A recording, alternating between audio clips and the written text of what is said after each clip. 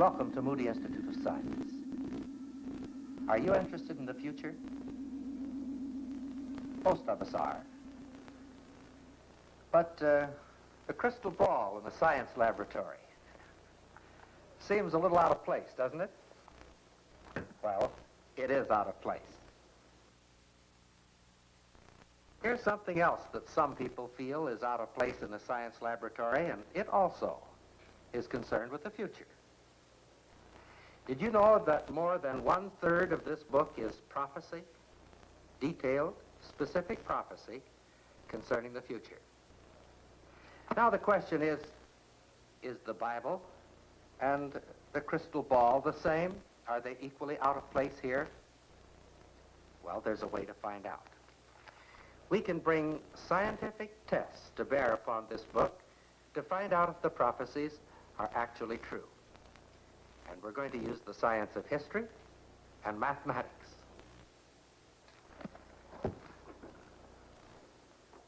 By way of preparation, I recently spent several months visiting many of the places and nations that are prominent in Bible prophecy. The journey was not an easy one, for these places are scattered across thousands of miles of the turbulent Middle East. From the cool waters of the Mediterranean down through the burning sands of the deserts of Arabia to the far distant land of Iraq. But of all the places I visited, none plays a greater role in Bible prophecy than the ancient city of Jerusalem.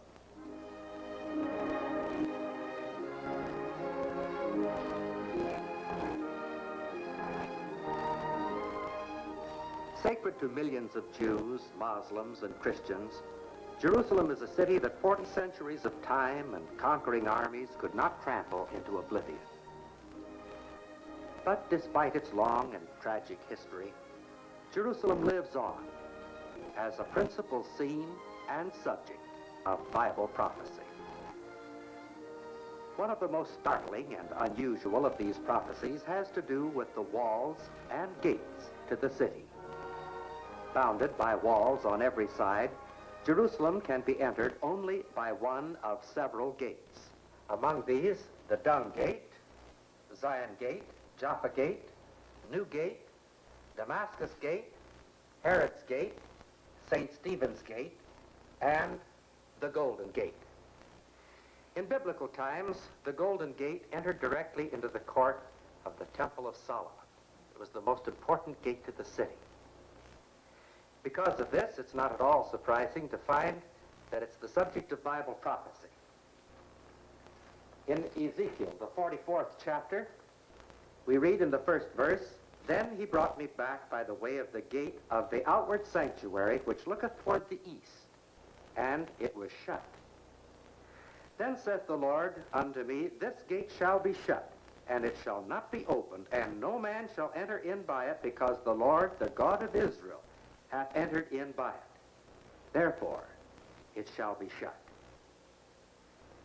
For 600 long years, the prophecy remained completely unfulfilled. And then on one spring day, about AD 30, the Lord Jesus Christ, the King of Israel, entered through the gate. And so the first part of the prophecy was fulfilled, but the second part seemed utterly incredible. Remember, the Golden Gate, later, when Jerusalem was controlled by the Arabs, the Temple of Solomon was destroyed, entered now directly into the court occupied by the Dome of the Rock, or the Mosque of Omar. Since the building's completion, it has drawn faithful Muslims from all parts of the world. They come here to bow down to Allah, to offer prayers to Allah in the shadow of their sacred shrine. Because the Dome of the Rock could be most easily reached through the Golden Gate, it was logical that the gate should remain open. Certainly the Muslims had no reason to close the gate. In the 16th century, the Sultan Suleiman decided to rebuild the walls of the city of Jerusalem, and along with it, the Golden Gate. When he rebuilt the Golden Gate, an amazing, incredible thing happened. Immediately after the gate was restored, he had it shut, walled up with blocks of stone. Rebuild the gate, and then wall it shut? It seemed impossible, and yet it happened. One thing is certain. Every other gate to Jerusalem has remained open. Herod's gate, St. Stephen's gate, Damascus gate, even the tiny dung gate. But the golden gate, the most important gate of all, fulfills to the letter the words of a prophecy made 25 centuries ago. This gate shall not be opened. The Lord, the God of Israel, hath entered in by it. Therefore it shall be shut. This is just one prophecy in the Bible. There are, of course, hundreds of others every bit as amazing. For example, about 100 miles south of the city of Jerusalem is the city of Petra, one of the strangest cities in the world. In Bible times, it was referred to as Selah, and the general region as Mount Seir. Now, there are no broad highways to Petra, only a narrow trail that winds through the tortuous Assoc Canyon, whose walls of rock rise sharply, hundreds of feet toward the sky. For more than a mile, Assoc is a dream world of murky shadows and eternal silence. And then, a gigantic temple, not built of wood or stone, but sculptured from the rose-red rock of a mountainside. It is the legendary Publ. But there is more to come, on through another canyon, till it widens into a tremendous valley, and carved in the cliffs of the valley are the temples, the palaces, and the tombs of Petra. Year after year, Petra expanded in size and power, for it commanded the caravan routes that channeled the treasures of Arabia and the Far East to the hungry markets of Greece and Rome. But as Petra's wealth and culture grew by leaps and bounds, the city grew even more swiftly in pride, arrogance, and cruelty. Symbolic of Petra's wickedness are the relics of its religion. Giant obelisks cut from a mountaintop to honor Dushara, the god of the sun. Altars of stone and a pool. What was it for? The Bible says these people shed innocent blood. Perhaps this pool was a laver where priests of Dushara could wash off the blood of human sacrifice.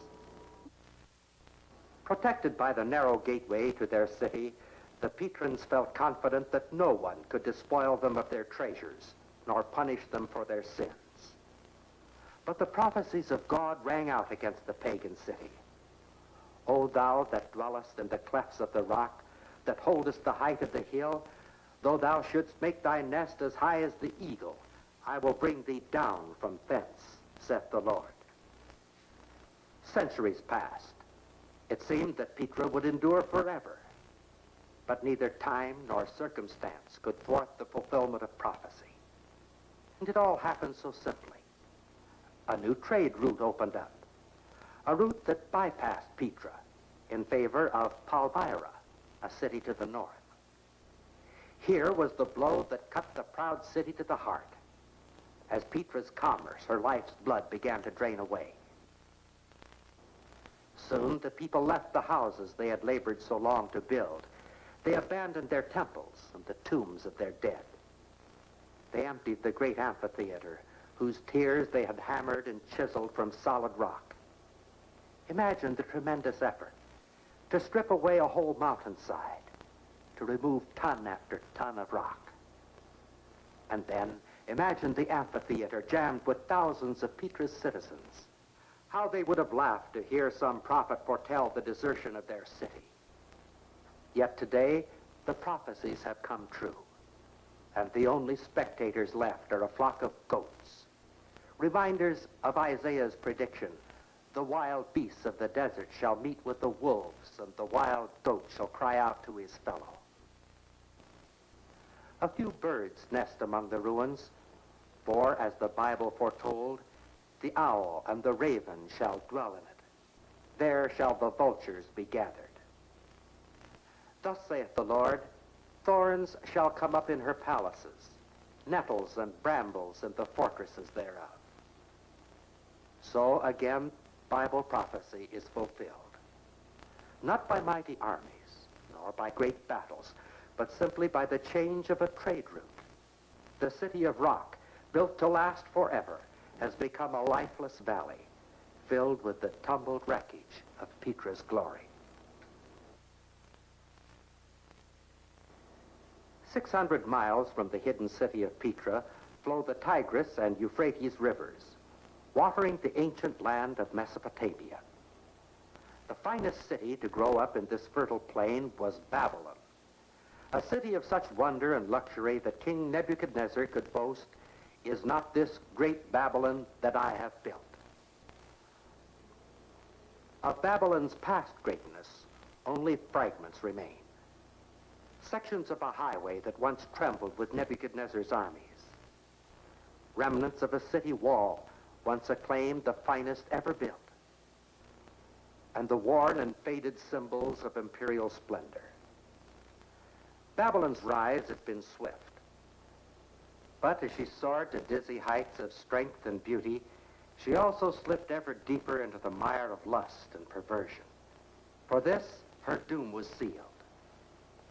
And it shall come to pass that I will punish the king of Babylon and that nation, saith the Lord, for their iniquity, and the land of the Chaldeans, and will make it perpetual desolation. For many years it seemed that the prophecy was not going to be fulfilled. In fact, for more than half a century, Babylon reigned as queen city of the civilized world. Then, one October night in 539 BC, the royal banquet hall of Babylon rang with the sound of laughter and shouting. Belshazzar the king was holding a great feast. Suddenly the tumult gave way to a deathly silence, as the fingers of a hand appeared and wrote these words: Mene, Mene, Tekel, Upharsin. God hath numbered thy kingdom and finished it. To those who rode the crest of Babylon's greatness, the prophecy must have seemed incredible. But that very night, the night of Belshazzar's feast, the Medes and the Persians entered the city. Belshazzar was slain. The empire was divided, and Babylon, once powerful, prosperous, and proud, began to melt into a desolation, a dry land, and a desert. Now Babylon is a place for foxes to dig holes, a place for jackals to scurry across barren hillsides, a place for storks to come and build their nests. All these in fulfillment of Isaiah's prophecy, their houses shall be full of doleful creatures. For more than 2,000 years, the ruins of Babylon have borne silent testimony to the accuracy of Bible prophecy. The land shall tremble in sorrow, for every purpose of the Lord shall be performed to make the land of Babylon a desolation without an inhabitant. Along with Jerusalem, Petra, and Babylon, the famous merchant center of Tyre was also given an important place in Bible prophecy. The prophecies about Tyre are quite remarkable. In fact, they are the most amazing set of prophecies in all of history. Let me read them to you. In Ezekiel Chapter 26, Behold, I will bring upon Tyrus Nebuchadnezzar, king of Babylon. He shall slay thy people by the sword, and thy strong garrisons shall go down to the ground. Behold, I will cause many nations to come up against thee, and they shall lay thy stones, thy timber, and thy dust in the midst of the water. And I will make thee like the top of a rock. Thou shalt be a place to spread nets upon. Thou shalt be built no more, for I, the Lord, have spoken it. In 586 BC, Tyre came under attack by Nebuchadnezzar. Eventually, his troops smashed their way into the city. But by then, the people had escaped with their treasure to an island just off the coast. Here, the invaders were halted. They had no ships to carry them out to the island. Now, the city lay in ruins for some 240 years, and the people continued to live on the island there with their treasure. Then finally, in 333 B.C., Alexander the Great marched his armies up against the city of Tyre. Of course, he found the city in ruins. But he couldn't attack the island because the people, forewarned, had built a strong underwater network, so cunningly contrived that the rise and fall of the tide couldn't choke them with sand. One look at these rugged barriers was enough for Alexander. He saw at once that if he attacked by sea, his invasion craft would be smashed to bits. The people on the island breathed a little easier. It seemed that their enemy was stalemated. And yet Alexander was not easily discouraged. He conceived a very spectacular plan of battle, one that has never been equaled in history. He decided to build a roadway from the mainland out to the island, march his troops across this roadway through the sea and capture the island. But where was he to get the amount of material necessary? Well, the answer was obvious. The material from the ancient city of Tyre. And so he put his armies to work. And stone by stone and brick by brick and timber by timber, the whole of that city was thrown into the sea, literally. And when that wasn't enough, they even scraped the dust and threw it into the sea to make the roadway to the island. And so, exactly as predicted, they left the site of Tyre as flat and barren as the top of a rock. Today, centuries of drifting sand have covered Alexander's causeway. The fulfillment of prophecy has actually transformed the geography of Lebanon. And what was once an island is now part of a broad peninsula. On the tip of the peninsula is a small town that now carries the name of Tyre. But this town is built on what used to be the island, and not a part of ancient Tyre. The large and powerful city of ages past is gone. Today, on the spot where Tyre stood, humble fishermen come to ply their trade. Tyre, the city of the finest seamen, the wealthiest merchants, the bravest explorers, has become, as the Bible foretold, a place for the spreading of nets. Ancient Tyre has never been rebuilt. Though it has a fine location for commerce, rich, fertile land, and the fresh water of Ras El Ain Springs, more than enough to meet the needs of a great city. For down through the centuries echoes the Bible's unshakable prophecy against Tyre. Thou shalt be built no more, for I, the Lord, have spoken it. Now, the detailed accuracy with which these prophecies have been fulfilled is really quite amazing, isn't it? How do you explain it? Well, for some people, the explanation is really quite simple. Their theory is that the prophets were just lucky. They made a lot of wild guesses, and they just happened to come true. If that's the case, just how lucky would these prophets have had to be? Is there an answer to this question? Yes, in fact, there is an entire branch of mathematics devoted to solving problems of just this type. It's that branch which deals with the theory of probability. And we are extremely fortunate in having an expert in the field of mathematics here to help us understand this. Professor Peter W. Stoner. Welcome, Professor. Thank you. Sit down, won't you? Professor Stoner has been head of the Department of Mathematics and Astronomy at Pasadena City College for many years, and more recently at Westmont College in Santa Barbara. Professor Stoner, in addition to being an expert in the field of mathematics, has also had another interest that particularly fits our subject, for he's been interested in Bible prophecy. Professor, that book of yours, Science Speaks, has been a very great help to me personally, and has also helped us a lot in preparation of the material for this particular subject. No, it's very gratifying. Can you tell us just a bit about this theory of probability and how it works? Certainly, Dr. Moon. The principle of probability is really very simple, and we can illustrate it in many different ways. Such as? Well, let's take the case of probability where we're dealing with independent events. And say we illustrate by asking the question, what is the chance of a man becoming bald and losing a finger? Well, those are unrelated events, aren't they? Yes, they certainly are. And if we know the chance of each one occurring, we can compute the chance that they will both happen to the same person. Let me illustrate.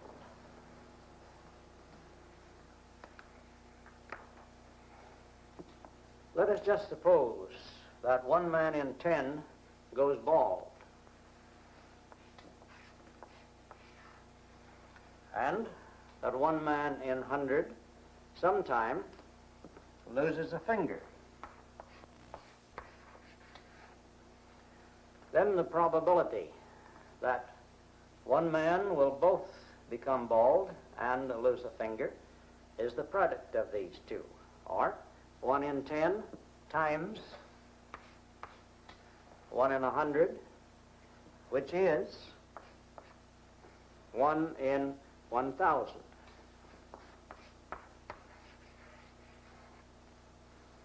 So the rule is, if we want the probability of a series of independent events happening, we first establish estimates of the fulfillment of each event.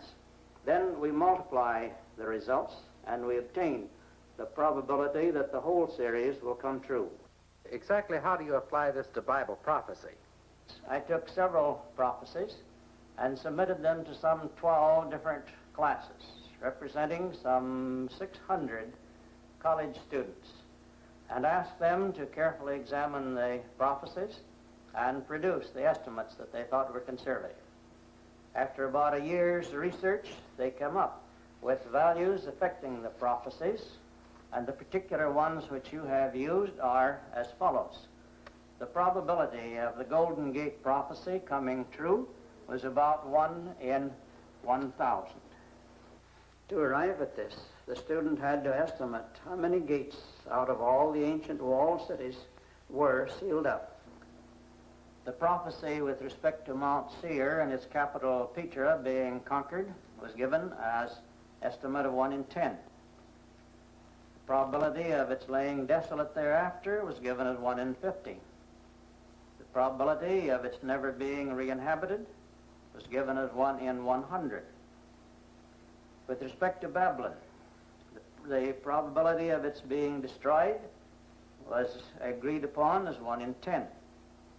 That it would never be re-inhabited as 1 in 100. The chance that Tyre would be destroyed by Nebuchadnezzar was agreed upon as 1 in 2. The chance that other nations would participate in the destruction was given as 1 in 5. The chance that its stones, timbers, and dust would be laid in the sea was given as 1 in 10. The chance that it would be made flat like the top of a rock as 1 in 2,000. The chance that it would later become a place for the spreading of nets as 1 in 10. The chance that it would never be rebuilt as 1 in 20. I see. Well, then your next step would be to calculate the probability of all the prophecies coming true. That's right. Now, obviously, these are not precise figures, but only crude guesses. There are also problems associated with selecting prophecies and with the possible dependency of the events. But to get some idea of what is involved in fulfilled prophecies, we multiply these together and come out with a tremendous figure of 1 in 2 quintillion. Of course, that is a chance so small that it is quite impossible for the human mind to conceive of it. Yet, let's try. Let's suppose we had 2 quintillion silver dollars, and we marked one of those silver dollars, stirred it into the whole mass. Then we took all of these silver dollars to the state of Texas. Texas has an area of a little more than 250,000 square miles. We will spread our silver dollars out on the surface of Texas. They will cover the entire state of Texas to a depth of about 35 feet. Now we will blindfold a man and send him out to get that silver dollar. He may travel as far as he wishes across Texas. He may dig as deep as he pleases. But at the end, he must come up with a silver dollar and say, this is it. What chance does he have? Well, it is about the same chance that we would have of your prophecies coming true providing they were written in human knowledge. But they did come true to the very last minute detail. Thank you so much, Professor Stoner. That's been a wonderful help.